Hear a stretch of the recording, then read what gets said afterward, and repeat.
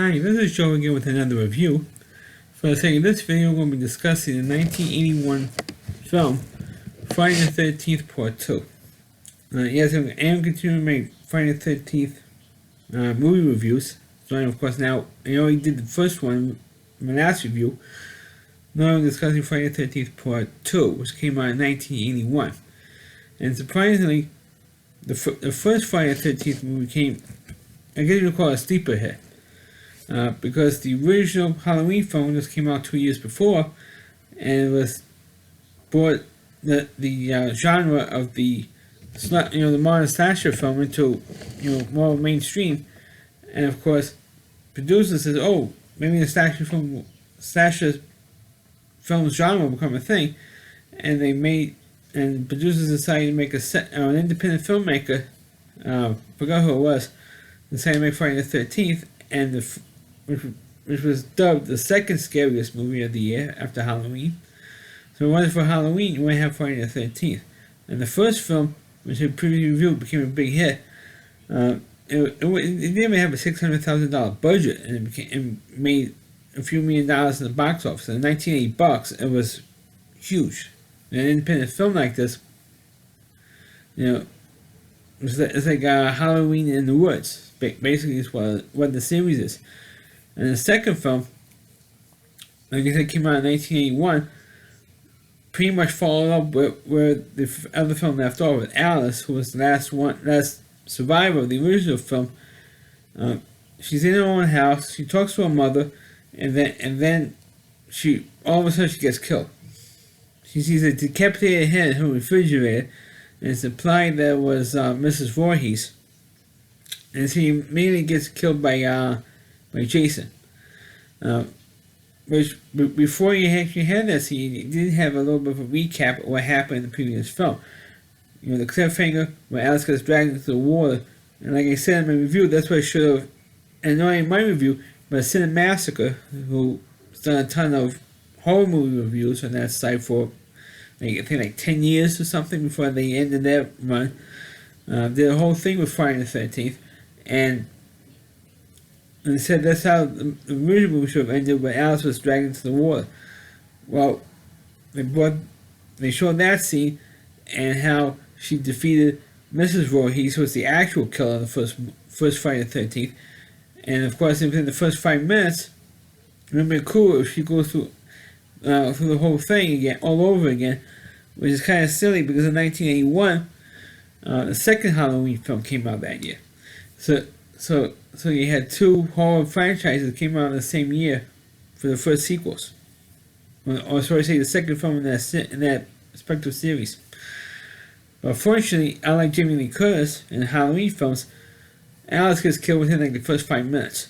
So it was unbelievable. So I can't believe that the only one left standing from the original movie gets killed in the first 5 minutes. And then you have a new group of people going to Crystal Lake, once again trying to reopen a camp, but this time instead of being in the old Crystal Lake, it's like just next door to that that camp, and of course people were warned that they shouldn't do it. And once again, the only other character that came back in this film was the old guy, the you're doomed guy, who also gets killed in this movie. So you have the two leftover characters from the previous film gets killed. At least Alice gets killed within the first 5 minutes, like I said, and the old guy gets killed about approximately halfway through this movie, or almost halfway through the film. So now you don't have any more original leftover characters from the previous film. And naturally, of course, they all get killed off one by one, except for one girl who, I think it's this over Halloween, and continue in this film, that they have the female heroine, the only girl in the film who does not have sex, was able to have the inner strength to beat Jason. Of course, like I said earlier, Jason was the killer in this film, and from here on in the Friday the 13th series, he is the killer in this film. Even though you do see clips of flashbacks of Mrs. Voorhees by Basic Palmer. So again, they reinvigorated her character in this film. And because the one girl that was left standing imitated the mother. So Jason is all done, Jason, and Jason wears a one-eyed hood over his head. And you do see his face in this movie. You see, throughout the course of the Friday the 13th films, you do see Jason's face more than you do Michael Myers in Halloween films. Right? So you do see him, and he briefly he did get tricked, and of course Jason realized he was being tricked because the girl moved out of the way, and you see the decapitated head of Mrs. Voorhees on the table, because Jason had like a whole little altar with his mother's head in there. It's kind of like what Norman Bates did in Psycho, almost the same thing. But Jason did the same thing in this film, and you had he almost fell for it, and then he realized it was a trick, and then of course the girl ended up killing Jason at the end of the film. But the problem is that this film, the ending of Friday the 13th Part 2 is exactly the same ending as the first movie, because the girl gets on the lake, and of course you see the zombie-like body of Mrs. Voorhees reaching out of the water, grabbing the girl and dragging her down. But the girl ends up, like Alice in the first movie, she ends up surviving in the end. At the end. But you never see the character again in any of the other movies. And I think she was referenced to maybe in the fourth movie.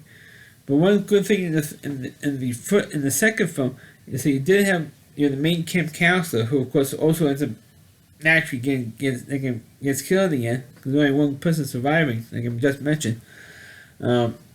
He tells the whole backstory with Jason. What happened. He originally died, but they never found his body, and now he lives out in the woods. His mother was the one that ended up killing everybody when he 5 years ago, and because now it's supposed to have been like 5 years later after that incident. So, but if it was 5 years later, how come the old guy, the I'm Doomed guy, doesn't look 5 years older? You gotta think of these things here, folks. But I thought that the Friday the 13th Part 2 is a pretty good follow-up. Like I said, it picks up where the other film left off, which I like in movies. Anytime there's a movie series, no matter what genre it's in, I always like if it picked up from where the movie left off before, which really doesn't happen in movie series. But it happened in this film. But Friday the 13th 2, I thought it was a decent follow-up. And so, when some people say it's even other than the first one, it is the best one of the whole movie series. But unfortunately, there's 8 more movies that come after this. So, but the first 2 is the best one, and of course the third one, which I'm going to review in my next video, is the most iconic one. And get into that, my next review. So this is my review of Friday the 13th Part 2. Please click on the video, please rate it. Please subscribe to my channel. Please forward this video on your Facebook pages. You can check out all my reviews and on my YouTube channel at RowdyC.com. That's all WDY.C.com. That's the homepage of our reviewer, Chris Lee Moore, and please check out all of his videos on his website. Thanks for watching. Catch you next time.